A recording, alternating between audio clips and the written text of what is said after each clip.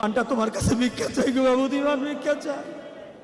একটা খাঁটি ইমান আমাদেরকে দান করে দাও, একটা খাঁটি ইমান আমাদেরকে দান করে দাও।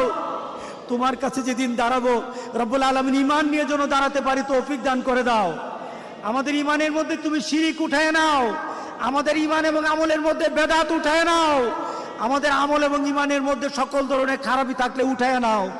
রব্বুল আলামিন তোমার কাছে তওবা করতেছি মাবুদ, আর গুনার দিকে যাব না মাবুদ, তুমি ইমানি শক্তি বাড়ায় দাও। আমরা আর গুনার দিকে যাব না, আমরা গুনার কাজ করব না, তোমার হুকুম ছেড়ে দিব না, তোমার হাবিবের নিয়মের বাইরে চলবো না। রব্বুল আলামিন আমাদেরকে ইমানি শক্তি দান করে দাও, আমাদেরকে ইমানি শক্তি দান করে দাও।